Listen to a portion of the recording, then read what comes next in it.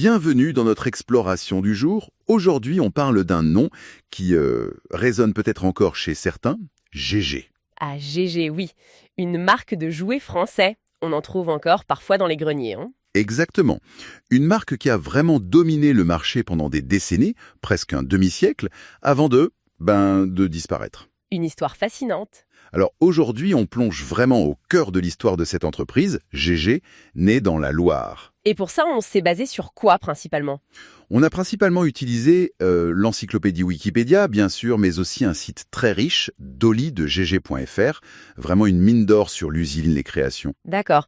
Et notre objectif aujourd'hui, c'est un peu de décortiquer cette histoire, cette trajectoire incroyable, non? Oui, comprendre comment une petite affaire familiale lancée par un tout jeune homme, Germain Giroux, 22 ans à peine. voilà, comment ça a pu devenir le numéro 1 français du jouet.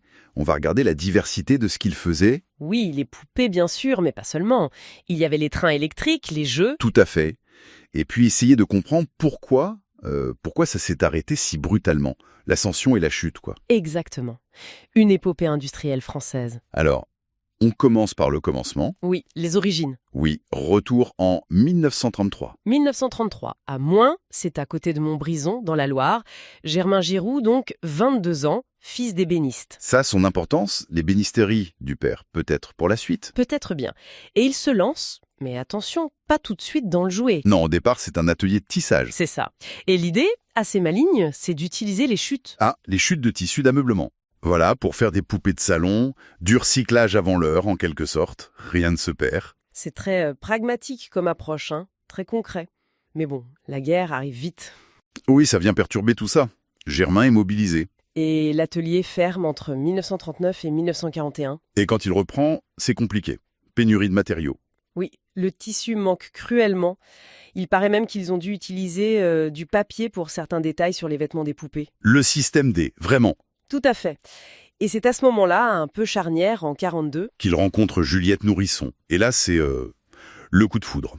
Personnel et professionnel. il se marie en 1943 et la même année, il dépose la marque GG. Tout simplement GG, les initiales du fondateur. Et ce couple, ça va être le cœur du réacteur de l'entreprise. Absolument.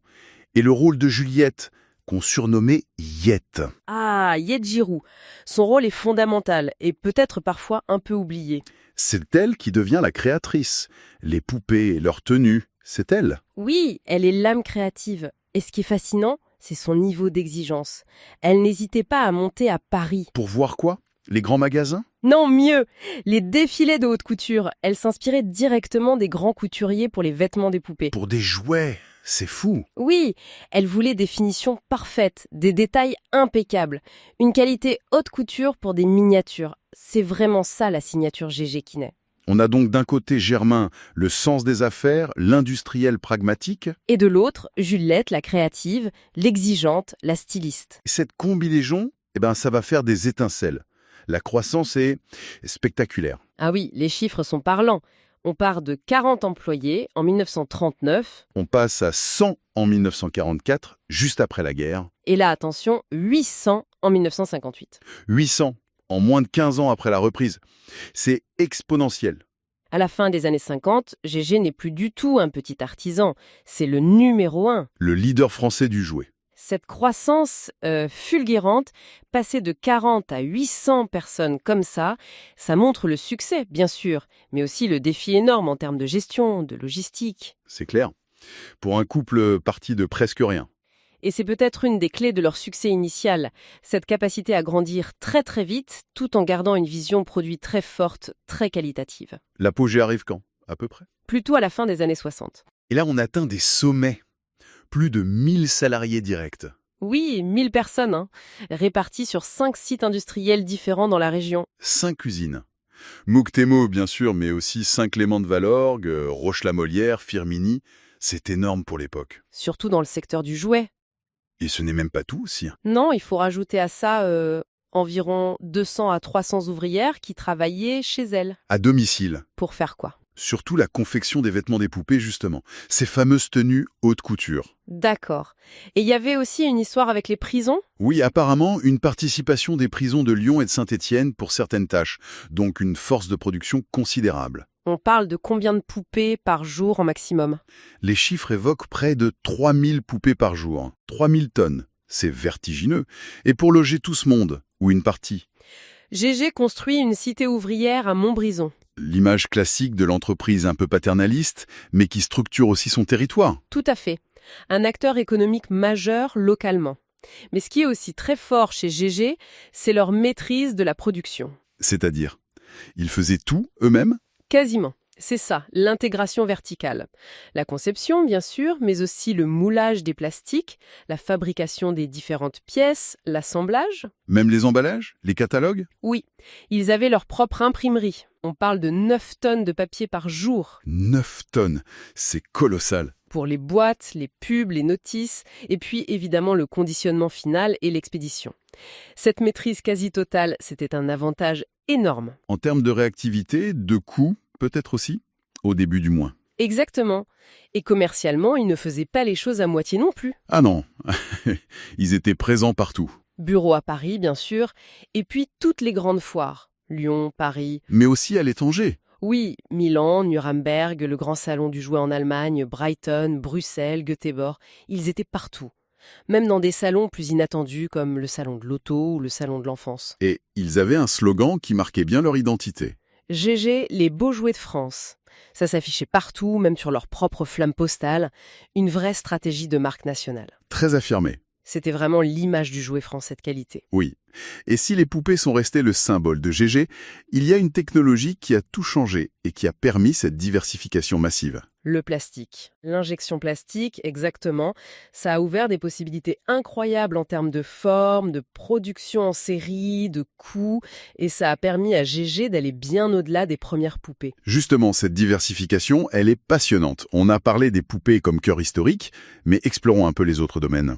Oui, même si on doit commencer par les poupées, car c'est vraiment là que tout a démarré et c'est resté le pilier. Alors, les tout premiers modèles, c'était comment? Ils étaient souvent assez grands, jusqu'à 70 cm, et déjà une innovation assez tôt, certaines poupées marchaient dès 1938. Techniquement, c'était fait comment? Le corps, c'était souvent du carton embouti.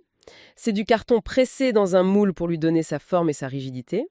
La tête et les membres, c'était déjà une matière moulée. Et l'anecdote sur le bois du père ébéniste. Ah oui. Il paraît que Germain Giroux utilisait parfois des chutes de bois de son autre usine, qui fabriquait des sieilles, pour faire les jambes de certaines poupées. Toujours cette idée de ne rien jeter. Malin. Et l'évolution des matériaux, ensuite, ça a été rapide. Ils cherchaient la bonne formule. Oui, c'est une vraie saga. La sécurité d'abord. Ils ont vite évité le celluloïd qui était très inflammable. Dangereux pour les enfants, oui. Donc très tôt, partenariat avec Rhône Poulain pour utiliser le rhodoïde pour les têtes. C'est un acétate de cellulose. Avantage, transparent, solide et surtout ininflammable. Un grand progrès. Et après le rhodoïde? Vers 48-49, ils essayent le polystyrène. Mais Pas terrible. disons qu'il était assez cassant. Pas idéal pour un jouet qui peut tomber. Effectivement. L'étape d'après, c'est le plastisol, un PVC souple. Ça change beaucoup de choses. Pour le toucher. Oui, des visages plus doux, mais surtout, ça permet d'implanter les cheveux vrais. D'abord avec des perruques en rayon dès 1946, puis en implantant les cheveux directement dans la tête souple. Ah oui, ça modernise tout. Et enfin, vers 1960, arrive le polyéthylène, une sorte de vinyle plus rigide. Ça devient le standard pour les corps et les mandres, beaucoup plus solide. GG était vraiment à la pointe sur ces matériaux. Et pendant que la technique évoluait, Juliette Giroux, elle, continuait son travail sur le style. Ces fameux habits haute couture, c'était juste du marketing ou c'était réel? C'était les deux, je pense, mais il y avait une vraie qualité derrière. Les finitions étaient soignées pour de la grande série, des doublures, des petits renforts cachés, les extra forts, des ourlets bien nets. On voyait la différence? Oui, GG le mettait en avant sur les étiquettes, dans les pubs. Le message c'était « Attention, ça c'est pas fait maison, c'est une vraie tenue GG ». À une époque où les mamans cousaient beaucoup pour les poupées, c'était un signe de qualité, de prestige. Mais cette obsession de la qualité, justement, est-ce que ça ne rendait pas les jouets GG un peu chers finalement? Est-ce que ça n'a pas contribué au problème plus tard? C'est une excellente remarque. Rétrospectivement, oui, on peut le penser. Ce positionnement très qualitatif, c'était leur force pendant longtemps. L'image du beau jouet français. Mais ça les a rendus plus vulnérables quand la concurrence à bas prix est arrivée massivement. On y reviendra sûrement. D'accord. Mais avant ça, il faut parler des modèles qui ont vraiment marqué les gens, non? Les stars de GG. Oui. Il y a eu la collection Petite fille de France en 55 en rhodoïde, une petite collaboration avec l'éditeur de la Semaine de Suzette pour la Bluette 58, mais la vraie, l'immense star, c'est Caroline. Caroline. Ça parle encore à beaucoup de monde. Et comment? Lancée en 62 et produite jusqu'en 1976. Une longévité incroyable. C'était une poupée marcheuse et parlante. Ah oui, parlante. Un concentré de technologie pour l'époque. Son nom vient de la jeune princesse Caroline de Monaco. Et le succès, colossal. Plus d'1,8 million vendus. 1 800 000. Énorme. Et anecdote, la voix enregistrée, un peu aiguë, c'était celle de Juliette Giroux elle-même. Elle a même gagné un prix au concours Lépine. En 68. Le concours des inventeurs. Oui. Et plus tard, elle a même évolué pour pouvoir envoyer des baisers. Quelle histoire. Et Gégé a aussi essayé de concurrencer Barbie. Avec un dressing impressionnant. 153 tenues différentes proposées. 153. Fallait avoir de la place. Et puis Dolly en 68, une version plus grande, maxi mannequin, et les prix, les récompenses continuaient de tomber. Oui, il y en a eu beaucoup pour les poupées. La liste est longue. Pousset, Oscar du jouet 65. Blondinette, Oscar 66, une marcheuse. Mini-chou ou petit chou, meilleur jouet 67. Philippe Température en 68. Qui réagissait à la température. Oui. Minouche, Oscar 69. Elle chantait et faisait bouger des marionnettes. Sylvia, meilleur jouet 72, elle avançait quand on l'appelait. Incroyable. Et Christophe, Oscar 72, un bébé hyper réaliste. Il pleurait, tétait, remuait les lèvres. Chaque année, ou presque, une nouvelle fonction interactive. On comprend pourquoi les poupées sont restées si importantes. Ça représentait encore 60% du chiffre d'affaires au début des 70. Oui, le cœur de métier. Mais Gégé ne s'est pas arrêté là, heureusement. Ils ont senti le vent tourner vers le scientifique, l'éducatif. Ah oui, logique. Ils ont fait des jeux scientifiques. Exactement. Dès la fin des années 50. Ils ont flairé le potentiel. Ils ont signé un partenariat avec une société allemande, Cosmos. Cosmos, oui, c'est connu pour ça. Voilà, Gégé a adapté et vendu en France leur coffret, Le petit physicien, le petit électricien, le petit chimiste, des classiques. oui, mais aussi le jeune radio, le petit biologiste, en tout une vingtaine de thèmes scientifiques. Et pour montrer qu'ils y croyaient, Ils ont fait quoi alors? Germain et Juliette Giroux ont rencontré des stars de la science de l'époque. Werner von Braun, Le père des fusées américains. Oui.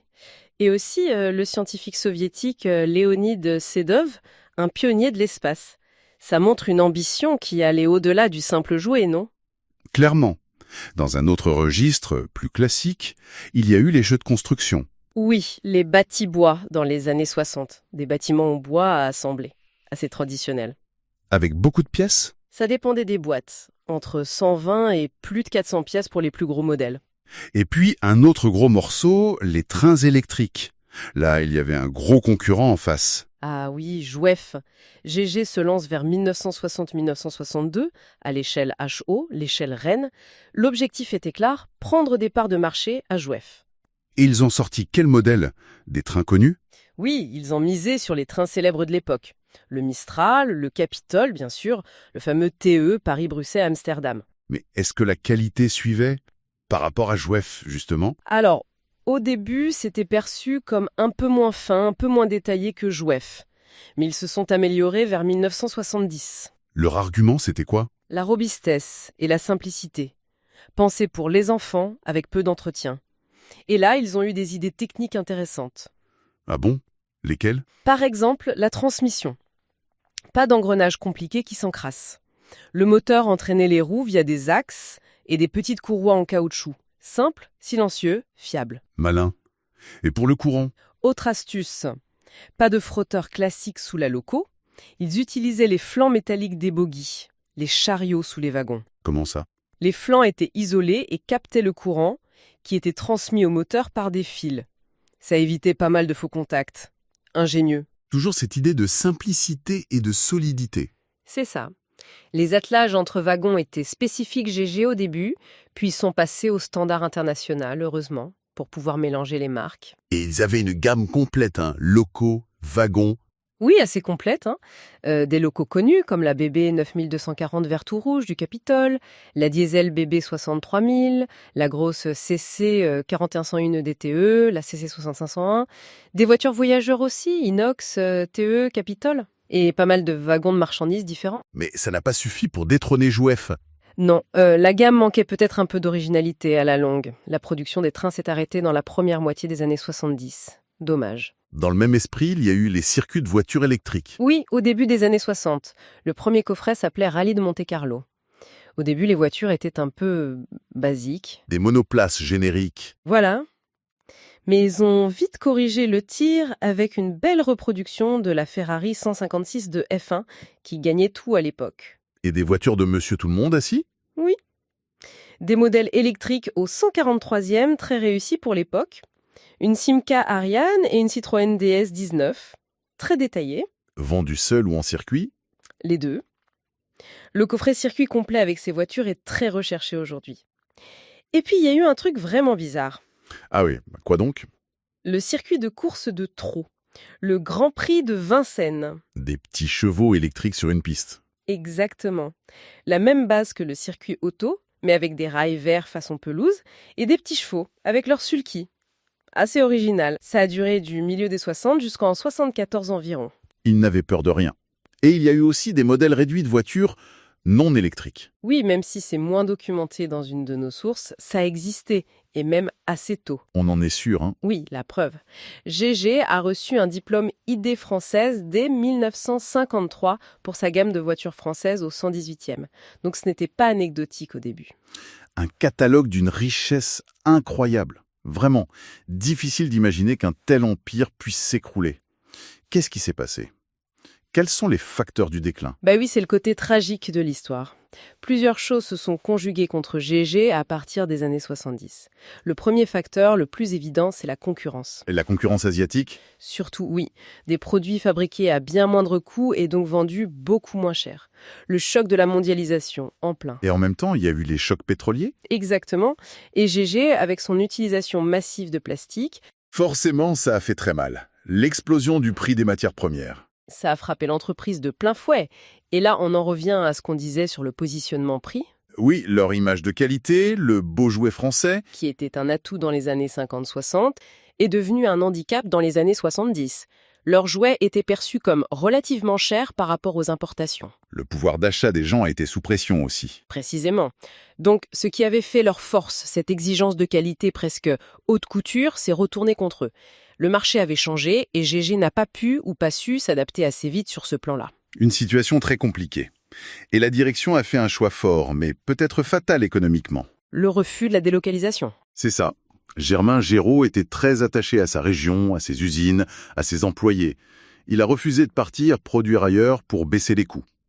Un choix humainement respectable, sans aucun doute. Mais économiquement, face à une concurrence qui, elle, n'hésitait pas. Ça a sans doute rendu les choses impossibles. Très probablement. Les difficultés deviennent insurmontables. Et la fin est très rapide. Dépôt de bilan en 1979. Certaines sources disent même que la production s'arrête vraiment dès mars 1978. C'est brutal. Oui, une fuite incroyablement rapide pour un géant pareil. Il y a bien eu une petite tentative de relance de la marque plus tard. Ah oui, quand ça? En 1988. La marque GG est rachetée par Soklen. Seclen. Il faisait des maquettes de bateaux, non? C'est ça. Ils ont essayé de relancer des poupées et des jeux éducatifs sous le nom GG, mais bon. Ça n'a pas pris. Non, ça n'a pas vraiment fonctionné. L'aventure s'est terminée pour de bon au début des années 2000. Et ce qui est vraiment dommage. C'est qu'il n'y a plus d'archives. Apparemment, pas d'archives centralisées connues de l'entreprise GG. Une énorme partie de ce patrimoine industriel, créatif est peut-être perdue. C'est triste. Heureusement, il reste la mémoire locale, et les collectionneurs, et le musée. Oui, le musée d'Allard à Montbrison, juste à côté de Mointe. Ils ont une section jouets anciens où GG est très bien représenté. Avec plein de pièces de collection. Et il y a même cette histoire de timbre. Ah oui, c'est amusant. Un timbre français de 2009 avec une poupée GG, la poupée Sabine, et la photo vient des collections du musée. Une belle reconnaissance même tardive. Et le musée ne s'arrête pas là. Ils essaient de collecter la mémoire vivante. C'est la grande enquête GG lancée en 2023. Ils cherchent des témoignages d'anciens salariés, de gens qui ont eu ces jouets. Une super initiative pour essayer de reconstituer cette histoire. Absolument. Et il ne faut pas oublier toutes les récompenses que GG a reçues de son vivant. On a parlé des Oscars du jouet pour les poupées. Oui, mais il y a eu aussi la Coupe d'or du bon goût français en 1962. Et ce prix, il a été donné spécifiquement à Juliette Giroux. Ah, pour son travail sur le style. Exactement, pour sa créativité sur les poupées et leur tenue. Ça montre bien l'importance de sa vision esthétique dans le succès initial. Et il n'y a pas eu que les poupées de primés d'ailleurs. Non, par exemple, la moto Super Champion électrique en 1973 a eu un Oscar d'or du jouet et une médaille d'or de l'Union des inventeurs. La reconnaissance était large. Ça montre bien que c'était vraiment un fleuron industriel et créatif français pendant longtemps. Oui, pendant plusieurs décennies, dans un secteur hyper concurrentiel. Si on essaie de résumer, GG, c'est une aventure entrepreneuriale assez folle, non? Carrément.